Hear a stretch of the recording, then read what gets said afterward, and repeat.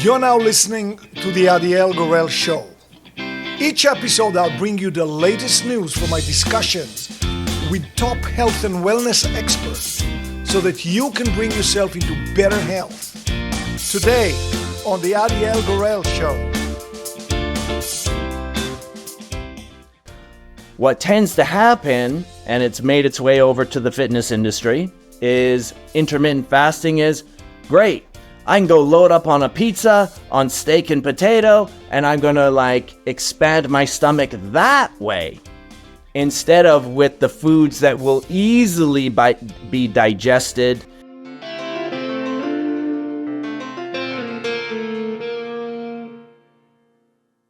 So, if we just put our attention on the food, we chew the food, we smell, we enjoy the food, well, I think that's already a huge step. It is. And, not to belabor the point, but you'll notice, at least I did, that if you were to take a piece of food and even before it enters your mouth, you'll notice that the digestive enzymes in your mouth start turning on even before it's in your mouth. And I was like, that to me was very interesting as far as how even as food enters our energetic space, we are responding to it. And that to me was like, this is powerful. And if people can realize how powerful we are in converting that food just by it entering our energetic space, and if we can align our mind, be focused, be present, be sacred, well, these are also emotional states as well. We're not just turning on, it's not just our body is turning on, it's digestive enzymes, which will then turn on other hormones. And by the way, my experience, and as I now train doctors and nutritionists, and they'll confirm that it's not the food that's building the muscle, it's the hormones that get turned on. It's the testosterone, natural testosterone. It's that's what's building the muscle. And so as we get good at energy, and you'll notice that you can access energy and hormones, isn't it true, just by simply the way you hold your body? And this is what we can do with everybody. It's what I do with corporations. Is there a difference between somebody who's their chest is just, their shoulders are back 2 inches versus somebody's like this? Just by holding your body, that's a practice of your mind to hold your body. You will produce different hormones right there. And so now you get to turn on these super hormones, digestive enzymes, when you access your mind and your emotions and you be sacred and you be present with the food and the way you move your body. Now you can be present with the thoughts you have. You can be present with the emotions you have. That's what I did. And I realized that I could turn the energy that I had into higher energy. Not just with food, but by proper training, meaning moving. I got to sense energy. And by being the right person, which was okay, I can be, as much as I can be present with food, I can be present with my thoughts. I can be present with my emotions. And when the energy kept rising, I noticed that my mindset would meet the energy. I noticed that my emotional state would meet the energy.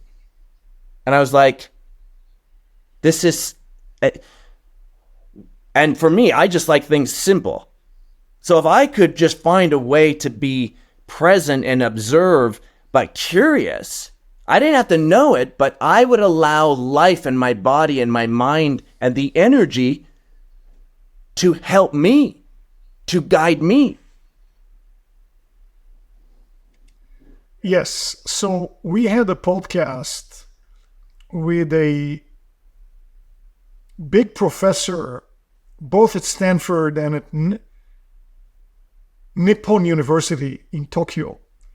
And he chose to subspecialize in what he calls forest bathing. He talked a lot about what happens to us simply by walking outside, smelling, looking, all of that. When you were talking about eating, it's actually taking forest bathing one step further, because you're looking at this, whatever it is, a protein, veggie, fruit, whatever. You're looking at it, you're smelling it, but then you have a more, intimate, interaction, which in the forest, you can hug the tree, you can touch the leaf, you can walk barefoot in earth. But here, you're taking it to another level. You are putting it in your mouth. So that's actually very profound in terms of the interaction. And I'm feeling now how I don't give it enough reverence, so to speak, as do probably most of us. And I think right there alone, you've already talked about two things regarding the hungers: drinking enough water and eating the food.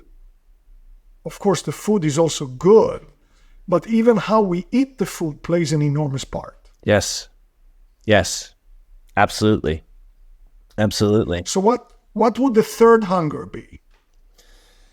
So one of the third hungers, and I realized this when I was going for my first competition, because usually a bodybuilder, or for me it was just in a fitness competition. It wasn't a bodybuilder where I was like constantly eating. I was actually trying to get rid of body fat and become like a fitness competitor, like just really defined, and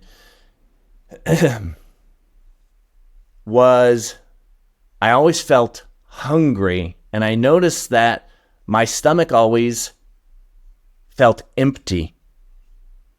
And so I realized this was such a different sensation to always have an empty stomach. I'm like, I ate, and I grew up, I don't know about you, but I grew up with you eat a meal and then you wait an hour before you go running or swimming, or, and, that was way back then, but it stuck with me. And I remember eating a meal, and it was like, I could go run around the block. I'm like, I feel like I haven't eaten anything.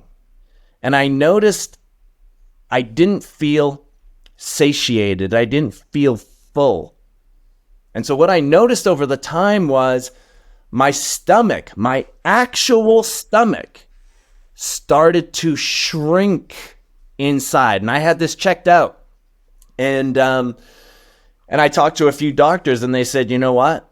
A lot of people have enlarged stomachs compared to you. Maybe not to other people, but compared to you. And that made me very curious. And I realized that even a lot of the indigenous people who lived in the forests, they realized that their stomachs would expand to take on certain fruits and vegetables, and then it would shrink.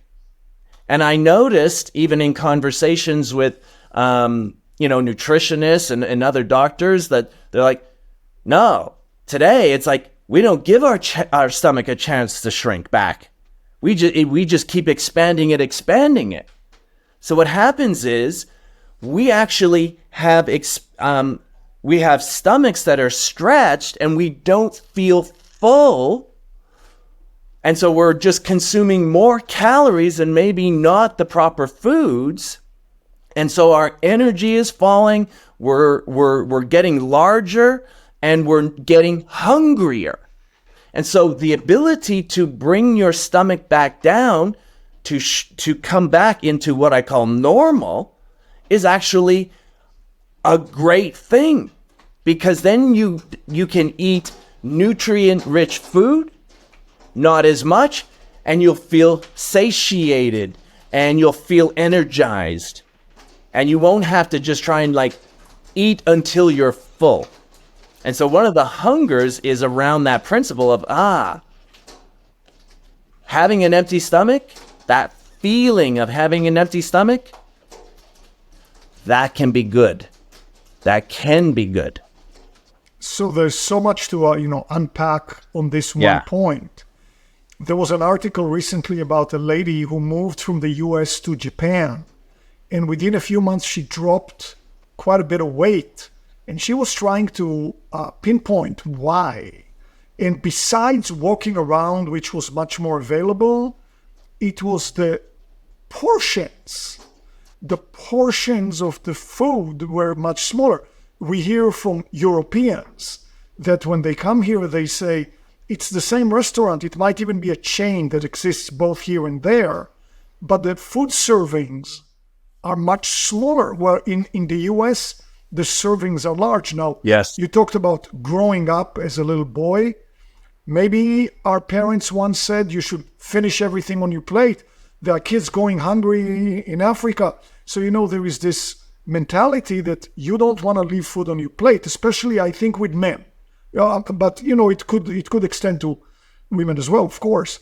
I know about the old saying, when you feel about, 80% full, wait, because there's a delayed reaction. In 15 minutes, 20, you will be 100% full. Who waits? We are sitting in a restaurant. The food is delicious. The plate is enormous. I reached the 80% point. I'm not waiting. I'm going in. And then 15 minutes later, I'm at 125% full. I feel like I'm exploding. So, this is extremely meaningful. Which, of course, too, coming back to the, is it really a delayed response, or were we not present while we were eating? We're like, diving in. It's like, I wasn't present. I wasn't observing. And right. So, that can be, chatted about as well. But yeah, absolutely. Great point. Right. So, now I'm going back to the notion that's become very popular over the past decade of, intermittent fasting. So, intermittent fasting, wouldn't you say that gives your stomach a chance to shrink? Yes, most definitely. If we understand, and this is my experience around this, is our stomachs, ideally, when it does expand for the food, it should be around fruits and vegetables, foods that are quickly digestible. What tends to happen, and it's made its way over to the fitness industry, is intermittent fasting is great. I can go load up on a pizza, on steak and potato, and I'm going to expand my stomach that way, instead of with the foods that will easily be digested and allow your stomach to shrink down, versus having your stomach in that expanded state, perhaps with the food that may not be optimized in faster digesting foods. That's a great point. Just to say I eat in an intermittent, I eat on that schedule, 16-8, 18-6, and now I can have a license to kill. But I'll take it now. As you were talking, I even thought about, let's assume that you eat great food, nutritious, everything perfect. And let's take intermittent fasting to its end conclusion, which is, they call it, OMAD, 1 meal a day, OMAD. So now you are a total guru, you do an OMAD, 1 meal a day.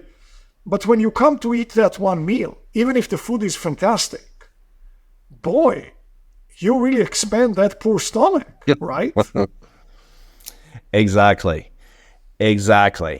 And that's one of the differences that I'm finding around intermittent fasting. Now, I've taken people through fasting for 16, 18 hours to get the experience of seeing the way. Now this is another conversation, but I'll just touch on it, that your body has layers of energy that it will tap into even around hunger, around intermittent fasting, or longer sustained fasting. And now it's just my belief that my experience, and what I do is every now and then I'll give myself a break from, eating, and I'll do a fast, but it's not every other week. It's literally, every few months. And it's not even regular as though it's scheduled. Okay. But the thing is, you'll notice that if you're hungry and if you wait, that hunger can pass, right? Have you ever had that experience? You're hungry and all of a sudden, that window seemed to close, and then, boom, it's like another layer of energy came in. It's like, oh, okay, I'm back in it again. Now that can be a bit of a trap for some CEOs and entrepreneurs that I deal with. They're like, oh, I'll just wait. But are they present? Are they sacred with the process? Or is it work, and not observing, not present? To me, that's the power of intention and really being tuned into your energy and knowing what's going on. Yeah, I can see the drawback of intermittent fasting in the sense, even just that you may be hungry enough to gorge when you have that meal. Also, a mental process could be going on like this. Let's say I've taken intermittent fasting to the extreme, which is one meal a day, and I know I need to get my protein, I need to get my carbs, I need to get my fat, I need to get my nutrients. So I better eat real well during this one meal. Somehow it doesn't feel natural. I know our ancestors hunted all day and then they gorged at night. I know the theory. But something about gorging like crazy on one meal, it may yield diminishing returns. Yeah, I agree. And, even touching upon the point that you said, our ancestors, I think there was a lot going on with them compared to where a lot of people are taking intermittent fasting. I see them as going out and hunting and, almost being like, energetically and hormonally engaged and like almost fearful of, oh my God, like we have to be so in tune that everything is tuned in. Whereas, maybe that's not totally happening for the average person who's maybe sitting at a desk or driving a car or answering the phone. The level of engagement mentally, emotionally, energetically, consciously is not there. And so the ability to perhaps gorge and into a system that is energetically tuned and is, I would even challenge, is totally different than what's happening with the majority of people. Well, actually, now that you said it, you triggered another thought. So if you ran out 1,000 years ago and you hunted all day and it was hard and it was scarce and you found a pretty skinny animal and somebody went around and got some tubers or whatever, when you finally eat that meal, you come from a place of knowing it's very scarce, having great appreciation for this very scarce experience. You don't have a fridge that you can raid. So, I think, as you said, you really hit it with the mindset, the emotions, the appreciation. Very different than having one meal where the fridge is an infinite supply of food. And just on that point, maybe they didn't get a skinny animal if it was scarce every day. Maybe they had and they gorged on that one animal, and it might have been a few days, maybe weeks, and they had berries and whatever. So, yeah, I'm thinking that it might have been a little different. So there, we are unpacking a lot of very good learning points, I think, for me at least, and I hope for everyone else. Can we talk about another of the Absolutely. 7 hungers? So another one, I believe we're maybe number 4, is emotional hunger. And I believe there's probably a lot of people who might relate to the emotional hunger, which is that real hunger?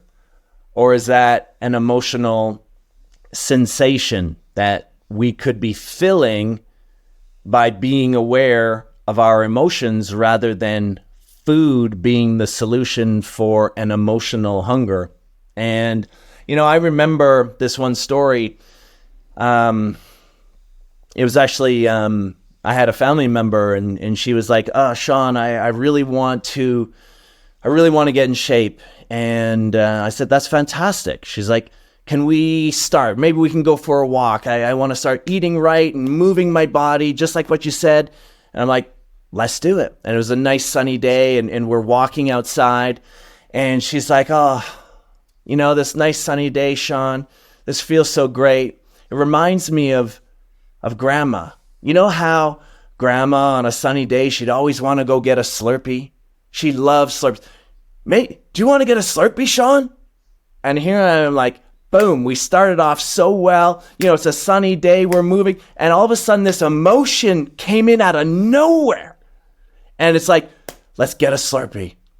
And I was like, whoa, what's going on here?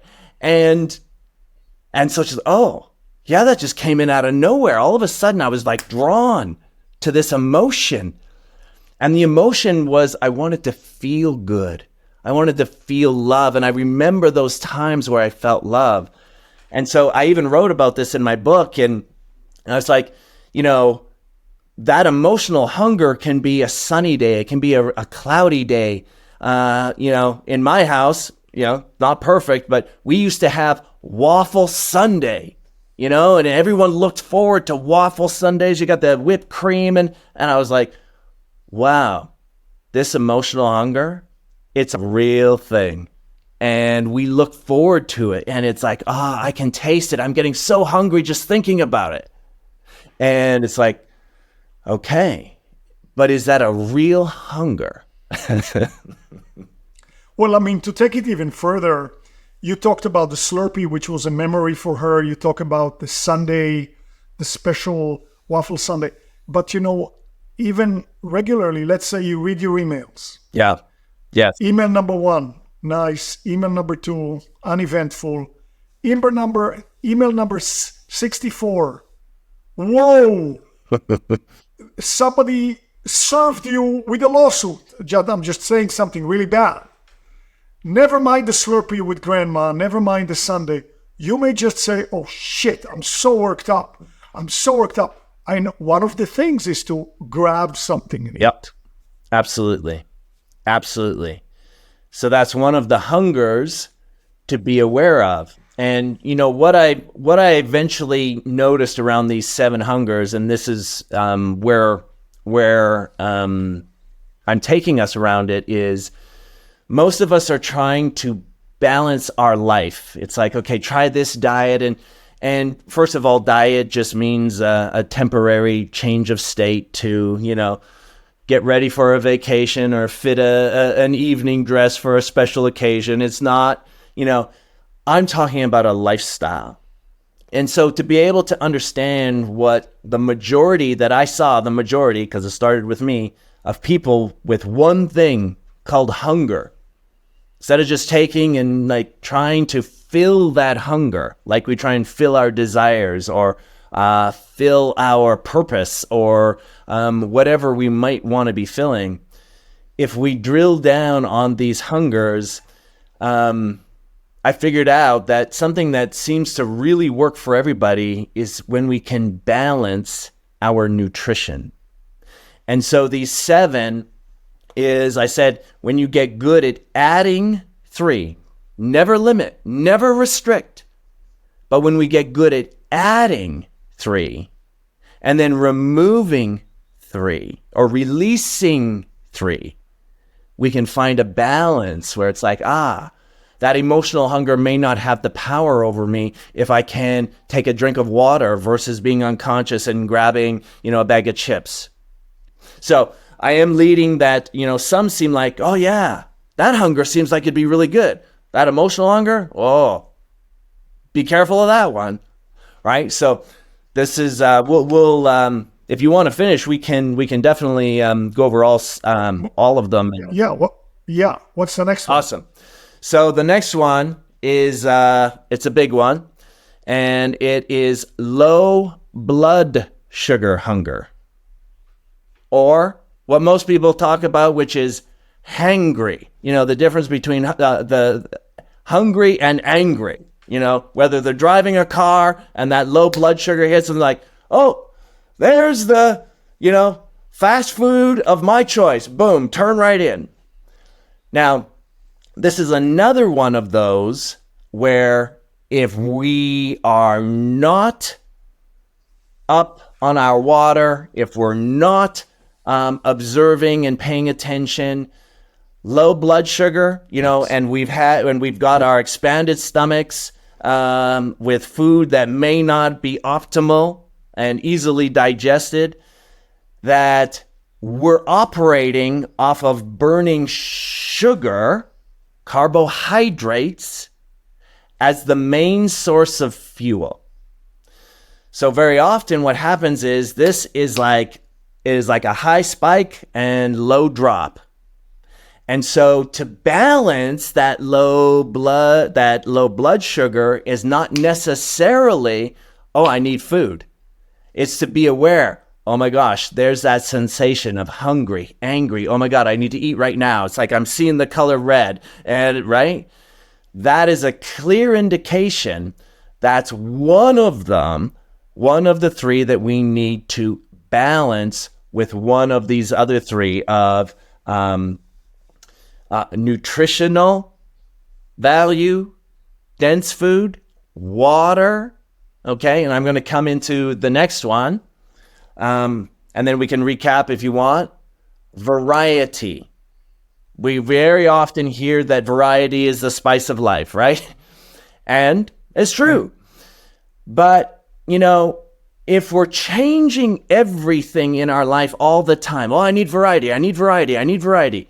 Well, okay, great. How's that work if you're in a relationship? You feel like changing that every day? No, that's not going to work very well. So we can change little things around, like, okay, I'm having a very nutrient-dense meal, okay, because we're talking about it. Maybe you go from broccoli to cauliflower. Well, there's a little variety that all of a sudden it can make like a whole new meal. And it's like, because when you're actually present, you can be like, oh, well, here's something new. It can be small changes. And so I say one of the keys to balancing your nutrition is subtleties. Life is about the subtleties. Balancing your life is about the subtleties, not these great big spikes that you need to, endure. And so variety, yes, adding a little spice, taking this out, substituting with something else.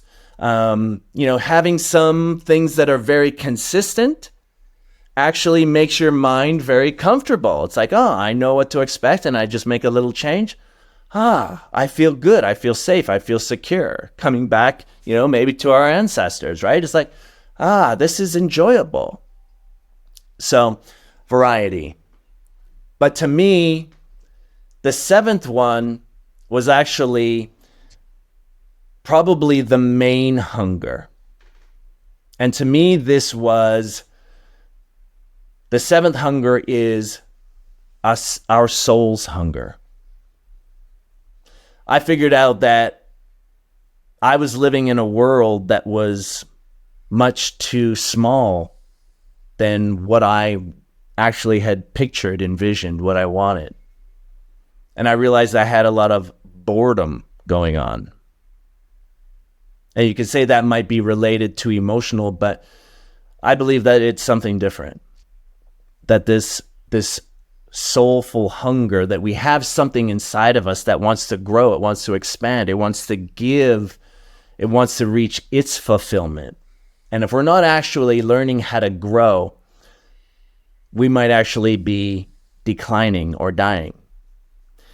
And to constantly be going for something that challenges you, that brings you out of that comfort zone, that brings you out of a state of boredom.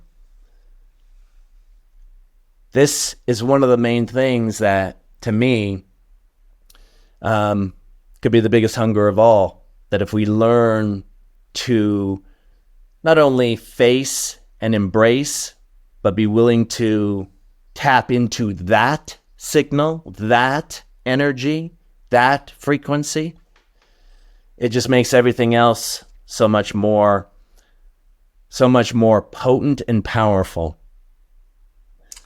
So let's just do a quick recap of the 7 hungers. Yes. Number 1, thirst, hydration. Very good. Number 2 is the nutritional value, the nutritional dense requirements. Number 3 is emotional hunger. Is it really a hunger? But yet we're feeding it as though it is. Number 4, low blood sugar. Again, we might be operating off of a reactionary state. Awareness definitely needed there. Empty stomach hunger. It's okay to allow your stomach to come back into normal. And maybe a lot of people, that normal hasn't been there for years or decades. Number 6 is variety. That spice of life that can just be with subtle changes. And then number 7, what I feel the most important, that sort of is the umbrella around it all, is that soul hunger. And so when we look at balancing, I say that there's 3 that if we balance 3 and we look at releasing the 3. So wait. Give an example of the 3 that we embrace and the 3 that we let go. Absolutely. So the 3 that I teach people to embrace and add, not restrict, add. There's a natural releasing that occurs in the other 3, but here are the first 3. It's the hydration. When we add that hydration, when we add the variety, when we add the nutrient-rich foods, when we get good at adding these, we become in a place, in a space where we can release the emotional hunger, where we can become aware of the empty stomach and it doesn't run us. We can release its grip on us, that empty stomach. And we can release and navigate and balance the low blood sugar. To me, when we add these 3, these other 3 begin to balance, and we can actually release them with a lot of ease and grace. And that feeds perfectly into the 7th, which is, now I'm ready to grow. I'm ready. I am the one. So this is great. This is great in making it very tangible. So what is level 10 energy? Level 10 energy is what I really termed about my experience, transforming not only my body, but my life. I realized that as I did get good at changing my body, I achieved some amazing things. Yeah, it could be some credentials or a feather in my cap, personal experiences that I now can, teach people all over the world. But Level 10 is not just the way that we look or we appear on the outside. The level 10, or the number 10, actually is significant to me. The number 10 signifies a level of consciousness, the one consciousness and the whole power, meaning where I can put myself together, that I can realize this state of feeling empowered, feeling healthy, having the energy, the vitality, the wellness. And to me, level 10 signifies sort of an initiation into another dynamic of life. And so I say that life is layers of integrating, forming energy. What are these layers? These layers are body, mind, emotions, this essence. I believe we all have an essence to us. And that when we tap into it, there's so many gifts, talents, treasures that can be released to us. That was my experience. That was how I transformed my relationships. That's how I transformed my body. It's how I started to move in the direction in career purpose. And just a little bit about that. Speaking to people was actually my greatest fear, because I was underweight, I had acne, I had all these things wrong with me that I actually avoided being seen. And who would know that today, that's one of the things that actually happens, is I'm seen and I'm teaching everything that I've gone through. So level 10 energy is these layers and how it produces a new experience as we get good at integrating body, mind, so we can tap into that essence, that soul growth. You mentioned the book that you have written. Can you tell us about it? Absolutely. The book is called, it's my first book. It's called Heal the Boy, Build the Men. And it goes through all of my personal experiences, challenges around this growth, going from challenges to blessings, going from developing myself in these layers that I'm talking about, physical, mental, emotional, and to really reveal not what was wrong, but what was next that was waiting for me.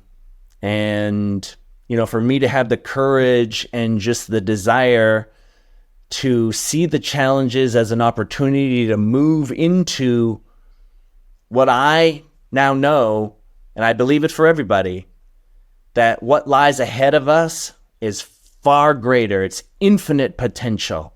No matter where we're at today, whether it's the lowest of lows or even the highest of highs that we've had today, I believe that tomorrow, the future, what's next, is always greater.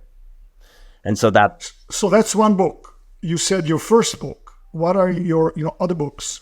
Yeah, so the next books, there's more to come. So that was the first one that I put out. That came out a couple years ago, and it hit Amazon, and it's still doing very well. Actually, it's still one of on the bestsellers list. And now my team and publishers that I'm working with, it's time to add book 2, 3, 4 to that series. So there'll be more coming out.